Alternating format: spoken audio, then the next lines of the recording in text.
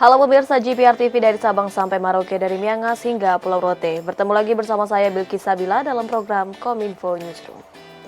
Halo pemirsa GPR TV dari Sabang sampai Merauke.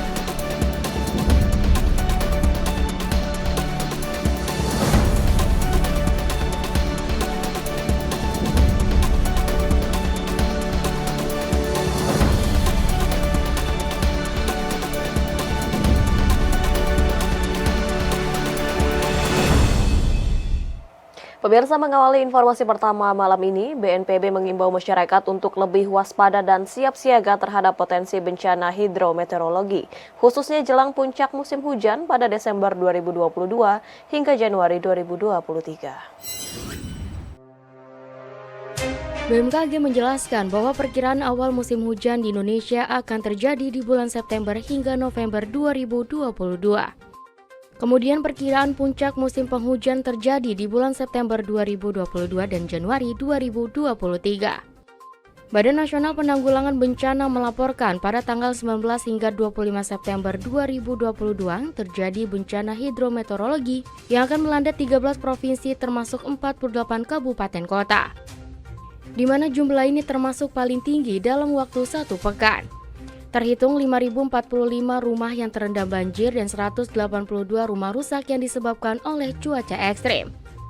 PLT Kepala Pusat Data Informasi dan Komunikasi Kebencanaan BNPB Abdul Muhari menyampaikan kepada pemerintah daerah maupun masyarakat untuk terbiasa melihat perkiraan cuaca. Khususnya masyarakat yang tinggal di sepanjang aliran sungai agar rutin melihat hulu sungai guna memastikan tidak ada sampah yang mengendap di aliran sungai. Awal minggu lalu sudah kita sampaikan. Jadi ini menjadi reminder bagi pemerintah daerah dan warga masyarakat bahwa prediksi cuaca mingguan ini benar-benar harus kita perhatikan, karena kalau kita ikuti disaster briefing ini setiap minggu, kita selalu menyampaikan perkiraan cuaca satu minggu dasarian dari BMKG yang kemudian sangat relevan dengan kejadian-kejadian bencana yang terjadi di akhir minggu berikutnya. Nah, ini harus kita perhatikan, masyarakat yang mengetahui kondisi sungainya atau kondisi hulunya, mungkin di hulu sana sering ada aktivitas masyarakat, perkebunan dan lain-lain. Coba lihat apakah ada sumbatan-sumbatan di sepanjang aliran sungai. Ini penting untuk mencegah banjir bandang.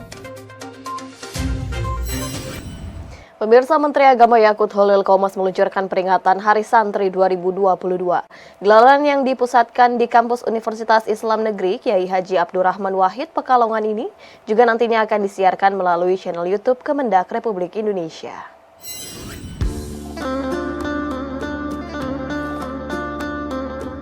Kembali menggelar Hari Santri tahun 2022, Menteri Agama Yakut Holil Qomas launching peringatan Hari Santri 2022 di kampus Universitas Islam Negeri Pekalongan pada tanggal 27 September 2022.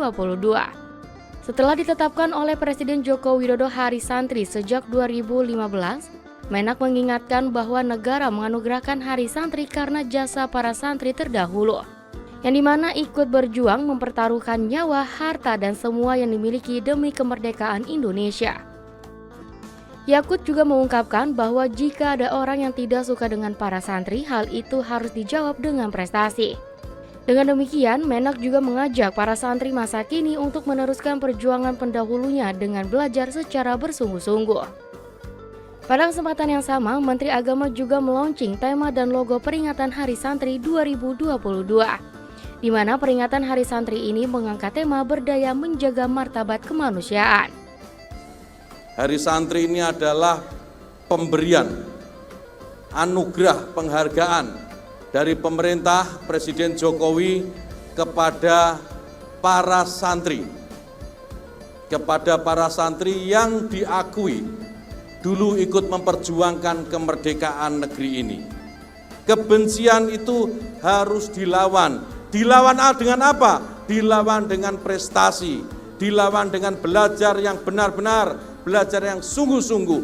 Sehingga apa yang dituduhkan orang-orang yang tidak suka dengan gemilangnya para santri itu terjawab.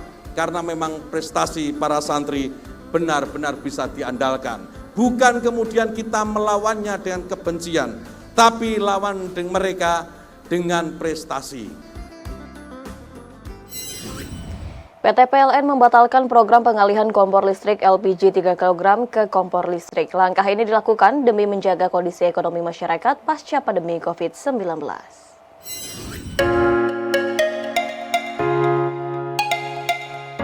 Direktur Utama PLN Darmawan Prasojo memutuskan bahwa PT PLN membatalkan program pengalihan kompor listrik. Hal ini dilakukan untuk memberikan kenyamanan masyarakat dalam pemulihan ekonomi pasca pandemi COVID-19.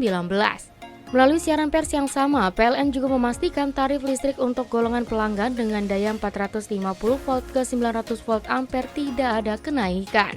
Besaran tarif yang dikenakan akan tetap sama untuk masing-masing golongan. Penetapan tarif listrik telah diputuskan oleh pemerintah melalui Kementerian Energi dan Sumber Daya Mineral.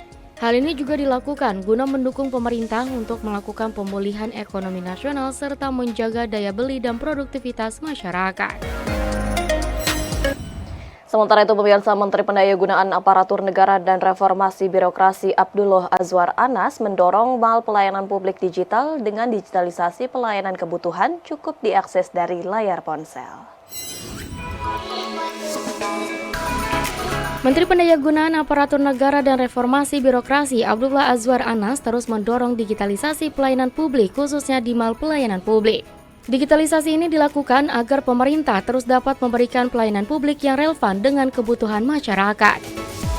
Menteri Anas mengungkapkan bahwa target pembangunan MPP di seluruh penjuru Indonesia terus didorong sesuai arahan Wakil Presiden Ma'ruf Amin.